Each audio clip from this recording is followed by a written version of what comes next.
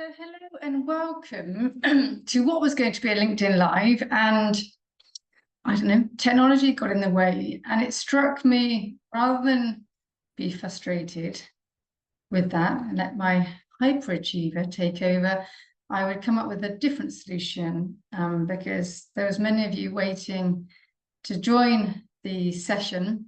I appreciate this way means you can't put your questions or comments whilst we're live, and you have my details, so please don't hesitate to get in contact with those questions or additions, and we can add them into the text afterwards.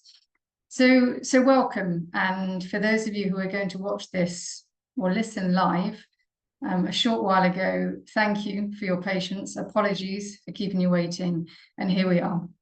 So who am I? My name is Deborah Croft. I'm one of two CEOs who runs Thriving Talent, a consultancy, training and coaching company based in Switzerland. And our mission has, for the last 10 years, been to humanize workplace cultures. So essentially, all of the intentions and qualities behind equity, diversity, and inclusion are what we stand behind and what we've been educating, advising, implementing on for the last several years.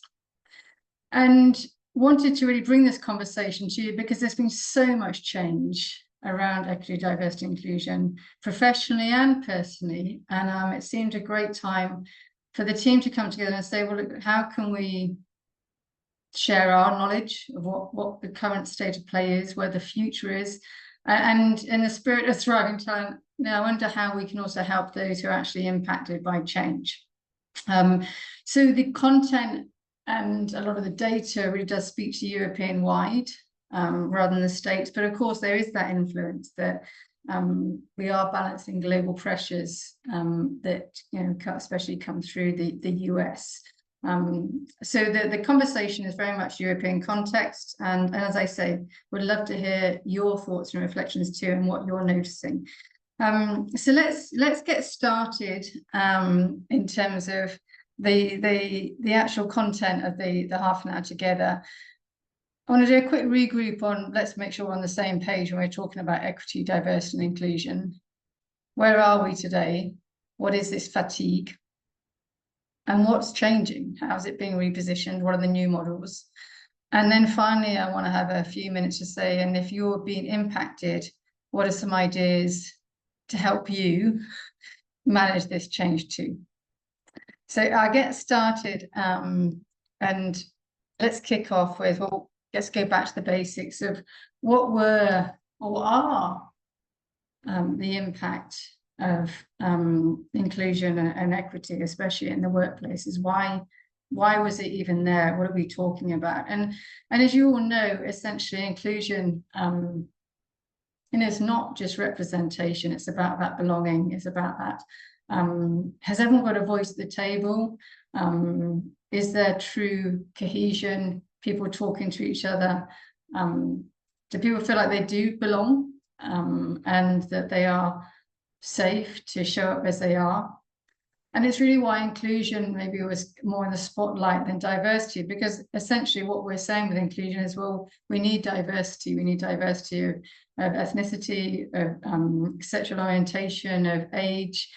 And with that diversity, you can have as much diversity as you want, unless you have voices and participation and belonging, it's pretty much immaterial. And then equity, we all saw that journey as it moved from equality to equity. What are we actually talking about? Well, again, we're going back to years and years of history, but this is righting wrongs. It's looking at kind of historical, social inequities. And in the workplace, how do you start creating a more level playing field? How do you start addressing these different disadvantages so that essentially there is fairness and accessibility for all the different employees in the workforce, whatever their generation, whatever's going on in their individual personal lives, that through that whole employee journey, from acquisition through to maybe offboarding, There's a sense of everybody can access and have the same opportunities as each other, and you're not penalized by different gender, social, ethnicity, or life events. So based on that equity piece, you know, one of the images that's always really powerful is this one, because it speaks volumes in terms of, you know, what are we actually talking about? We don't all have exactly the same tools, policies, processes. We don't use them all in the same way. But what's really important is that in an organization, there is enough diversity of policies, of processes, and trainings and coachings to allow each person to access what they need at that time to thrive professionally and personally. So this is what we're talking about when we talk about diversity. So why diversity, equity, diversity, and inclusion? So why now? Well, obviously, this fatigue isn't just this year with the whole impact of US. This has been growing since 2023. I'm sure you've been seeing it too. And there has been this backlash, kind of an anti-diversity, a sense of the irony is excludes a lot of people, especially, you know, white, male, Caucasian, middle-aged men are often the loudest, saying, well, we feel penalized. Suddenly we're kind of the minority, ironically. And overindulgence in kind of wokeness, despite the fact that it was grounded in again, social and structural change.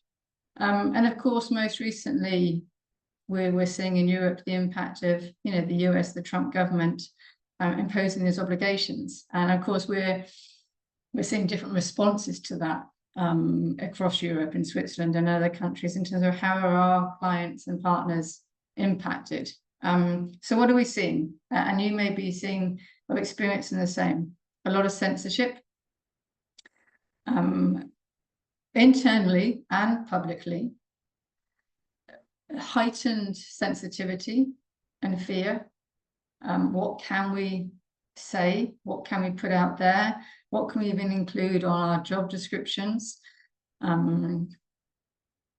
Mindful that it could create implications from senior leadership team, board members, a lot more control. You know, we're hearing now that very senior C-suite or VPs or SRT team members are actually going into that detail and looking at the whole kind of training programs to see is there any language in there that could you know, evoke a backlash. And again, it's from, you know, protection, but this is what's happening.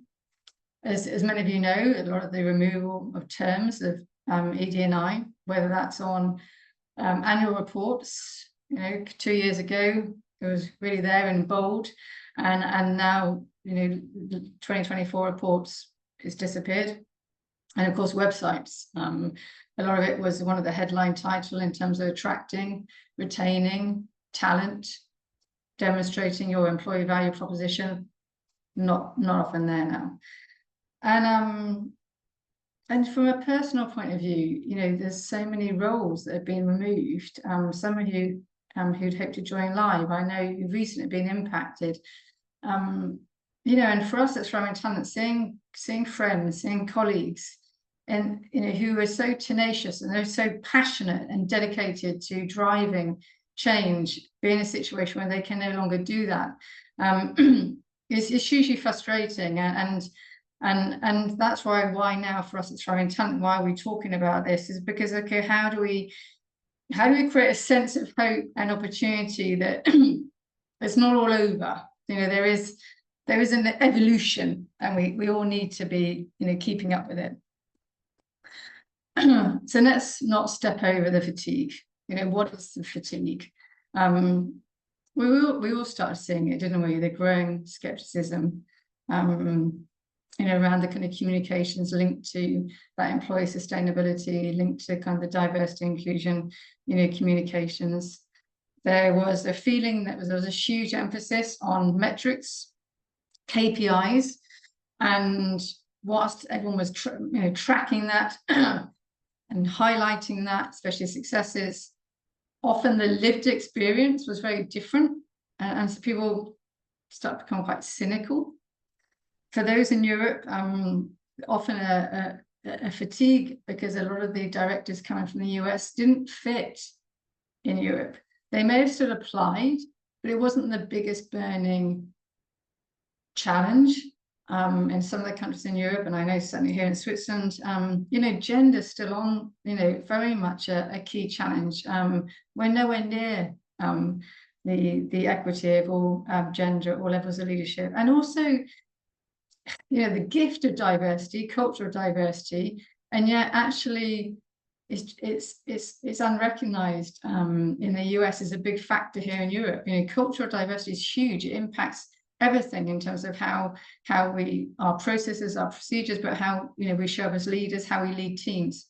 And slowly it's been seen as actually this is an HR compliance. And I know a lot of, you know, HR VPs and CHROs, you know, it's frustrating because it's still not seen as a business initiative. It's not as it's down to HR to fit it into the culture, and that's not how culture change works. And equally, you know, so many people, my gosh, we've been so touched by how many people that we have contact with who give their time and energy and resources above their day job, often to ERGs, to employee resource groups. And, you know, we're all human beings. You get tired. If you keep, you know, you try and be this vehicle of change, this vehicle of voice, you create a community.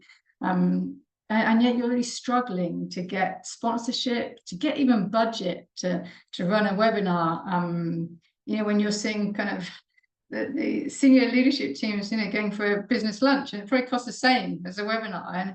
And so, you know, you're doing this on top of the day job because you care. And then after a while, when you keep expressing, well, this is what could make a difference, and nothing changes, it becomes frustrating. And equally, if it's not seen as part of your performance management, you know, that's frustrating too. So there's a little bit of fatigue that you see from ERGs, and of course, right now, a lot of ERGs are being silenced or put to the side because they really are one of the buzzwords that goes with diversity and inclusion. So there's an immediate don't talk about ERGs. The other piece that, you know, is the surveys. How many employee experience surveys are put out there every quarter, listening groups, people, you know, passionate. They're like, okay, this is what we're struggling with, but here's some ideas for change. And they get heard. And then key dates like International Women's Day, there's some, you know, commitments made by senior leaders, and then nothing changes. And then you're asked to fill out another survey. And so that's where you start to see this kind of fatigue. Well, nothing is changing. And of course, you know, changing hats from a C-suite, the general frustration that, you know, we hear from CEOs is it's just not quick enough. We're investing so much money, time, energy, resources, and it's not quick enough. You know, what are we doing wrong, Debbie? So this is where we are. Now, for those of you who've worked with us closely or know us personally, you'll know the whole Thriving Talent team have gone through our own like mental fitness program that we have, and so we're all certified in positive intelligence, PQ. And one of the principles of positive intelligence is to look for the gift. In every challenge, there's an opportunity, there's a gift. So what is a gift? Well, ironically, it has put the human capital strategy on top of the agenda, for sure. And it's also, because it's on the agenda at these meetings, it's also driving awareness that this isn't only the CHRO who has to carry this weight of culture and well-being and equity. There's such intersectionality between the CFO and the CSOs.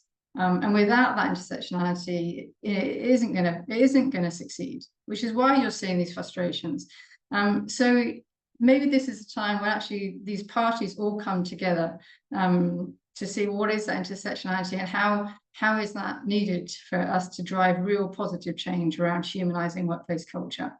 So it does mean There'd be less kind of theatre around the gestures, and actually more focus on what is the lived experience of each and every employee. And maybe that way we will go back to the intended impact. Why did we even start down this journey? So the same challenges still exist. Like, even if there's a fatigue, even if there's a censorship, even if there's a silencing of equity, diversity, and inclusion, there is still a gift. And that is that the challenges still exist. And so we still need to fix them. So we have to move to new models. Yeah, because essentially nothing's really changed. We've still got the lack of equity. We've still got this outdated model around, non-linear careers.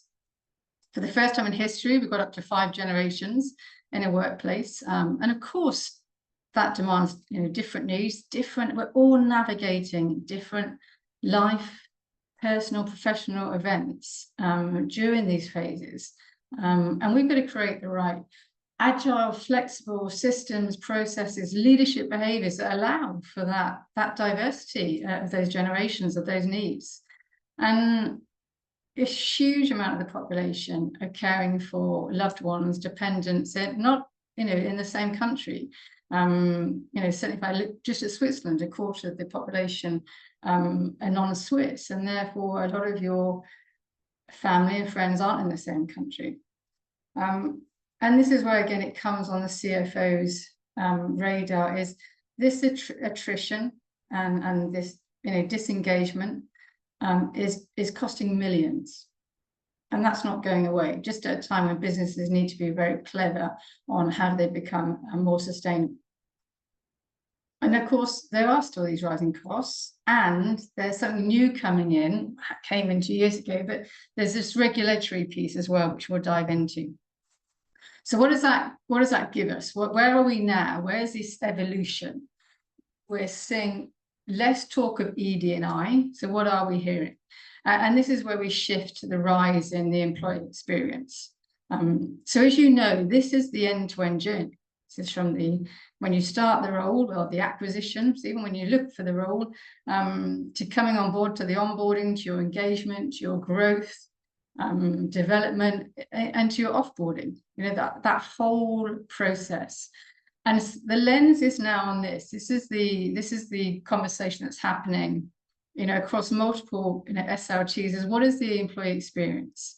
Because this is where, the facts still dictate that we have to keep this on the conversation. We have to keep this conversation at the table. The recent Gallup survey is scary. The statistics are really quite terrifying in terms of 13%. You just think of the cost of that disengagement or lack of presenteeism. Presenteeism in the new definition of the word, in terms of not actually being physically at the office. And we're seeing that again. The latest Deloitte report shows that personalisation, this employee experience personalisation, is a key priority. We don't, coming back to that image, remember the trees with equity, we don't all want the same things at the same time. So we need to have this personalisation, because we're not robots, we're individuals, we're human beings. And we're starting to see that in terms of what people want. What is the most important asset to an employee? And it's not just salary. It's all of us are navigating these important moments, and actually that flexibility, that ability to whether it's to work remotely in different locations, to tap into your different flex models, like compressed working or reduced hours. These are what are key to people being able to juggle, everything that's going on in our world. And of course, then you're also seeing the global well-being, so GWBs. You've got these two EX or EEX, employee experience and global well-being. And we've seen this at Throwing Talent, that we've seen a real kind of shift from a lot of events, linked to like equity events or inclusion events. And actually what we're seeing a huge surge in is well-being events, employee experience events. And when we attend these or speak at these events, The content's the same. The content is exactly the same in terms of what we're trying to achieve, going back to the intended impact of equity and inclusion. The terminology might be changing. The content is the same.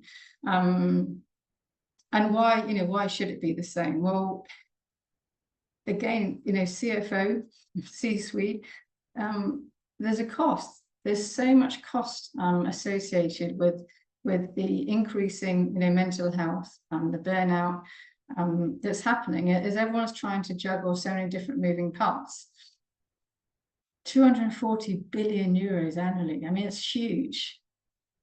A recent report from PwC here in Switzerland again cited that mental health, is a huge risk. And again, that's then played out with, McKinsey in terms of their report. So this isn't just a quick perk. This is about, it is costing the business a huge amount of money.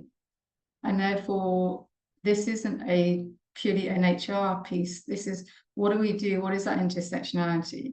And how can we respond to start putting the right policies, processes, training, coaching, and leadership behaviors to really enable a fantastic employee experience, which essentially is the same as how do you create a workplace culture that really allows for safety, for inclusion, for voices at the table, for diversity of perspective, of ideas, through learned experiences, through our own journeys, wherever that is, from wherever in the world.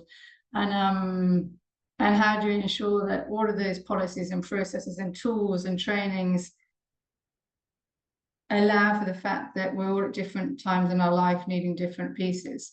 This is where the real flexibility. So what underpins this, the global well-being, is exactly the same as diversity, equity, inclusion.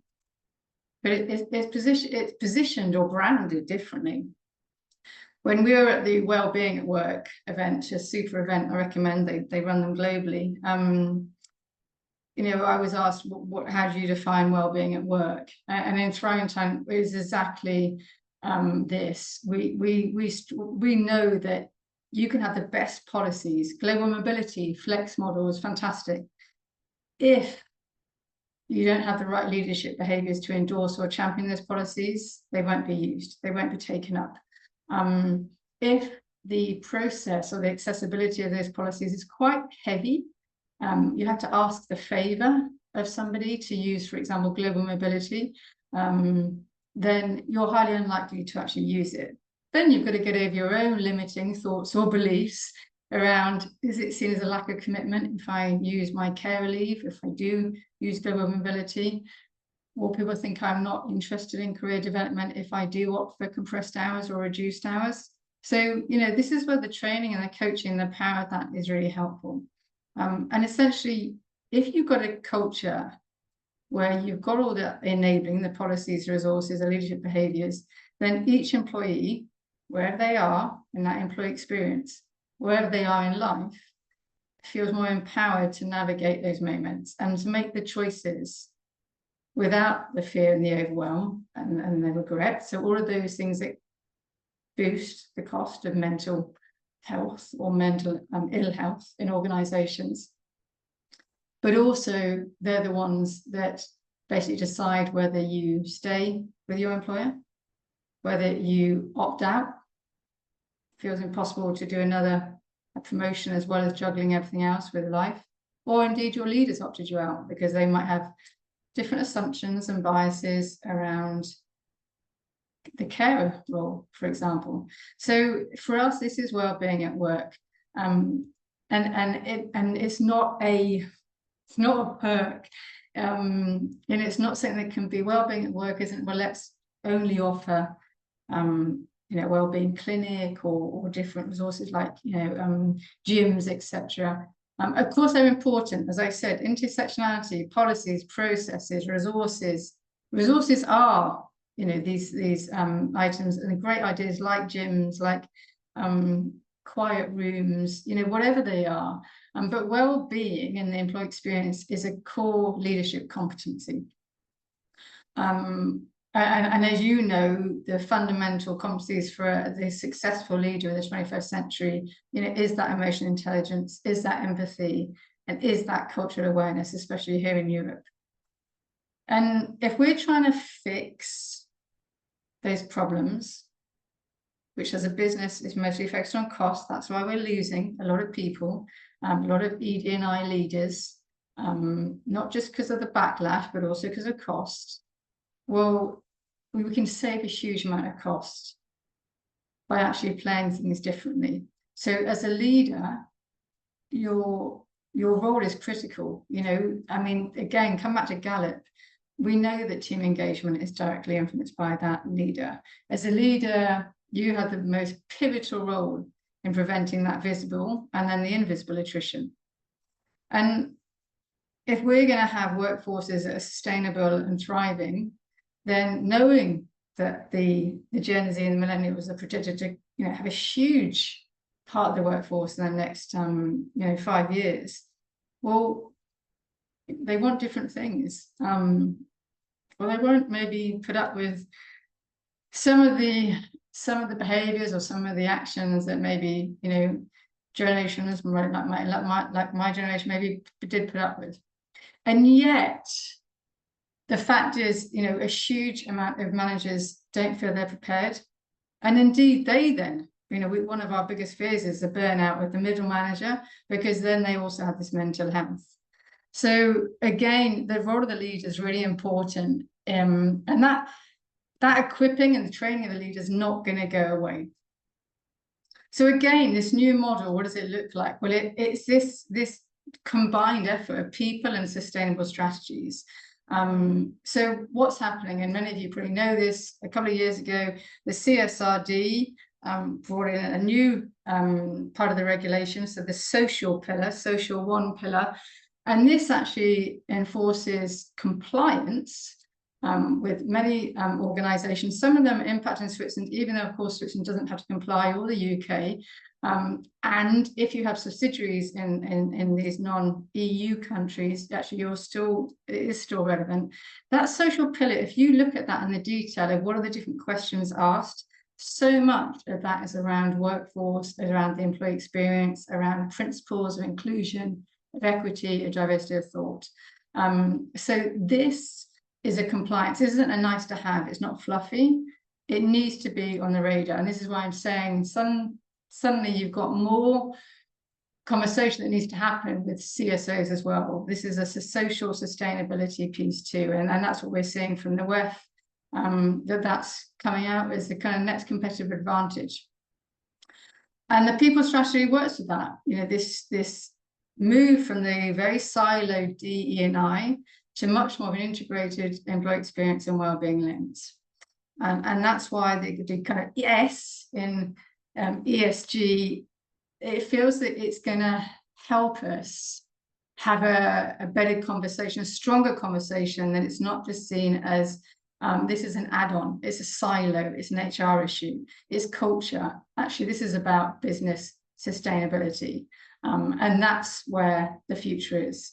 And so all of you and all of us who work in this space of D&I, it hasn't disappeared.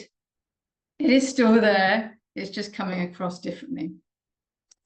So where do I want to point you to? And especially speaking to you as change champions, for those of you who are being impacted by change, maybe you've actually, your role has disappeared because of all these pressures. Maybe you've just seen a different message and narrative come out of your organization, and that is really demotivating and making you question, is this where I want to be?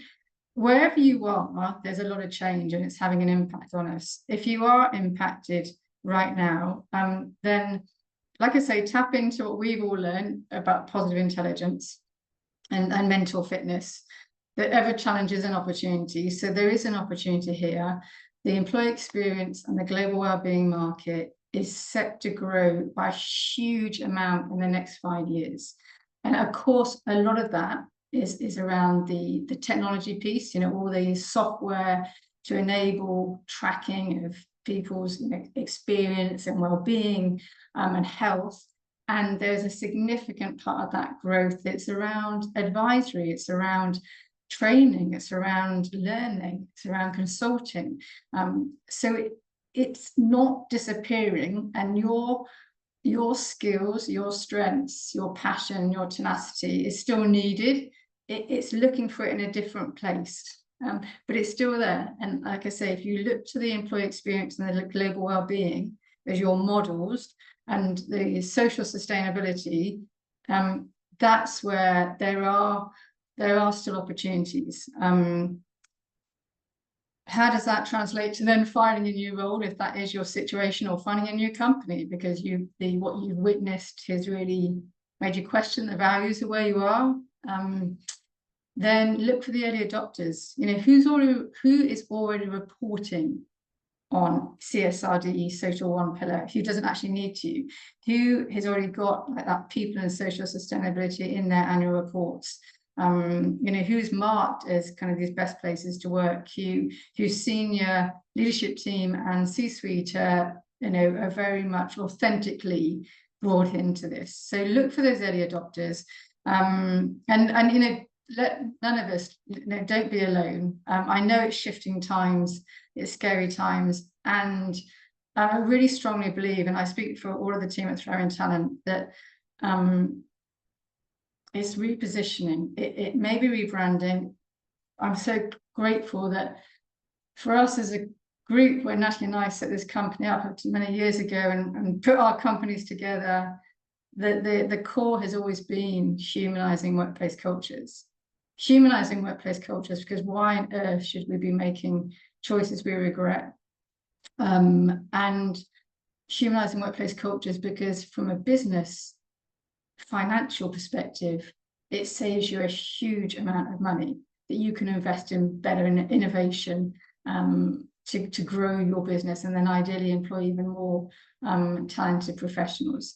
So don't be alone. You know, connect with us at Throwing Talent. Maybe you're listening because you are already one of our clients or partners. You know, get in contact if you're not. I know many of you come to our client roundtables and partner roundtables where we just try to come together to help each other and to feel less lonely. You know, reach out if that's the case. And also events. There's some amazing events happening across Europe. And like I say, if you really look for the employee experience global wellbeing events, you'll find the same language, the same intention, the same objectives there. It's literally just being reworded. So yeah, get yourself to those events, because you'll then meet other like-minded people and feel really connected to the passion and purpose. It's not going away. It's changing, it's shifting. We're all used to that. We're all change champions.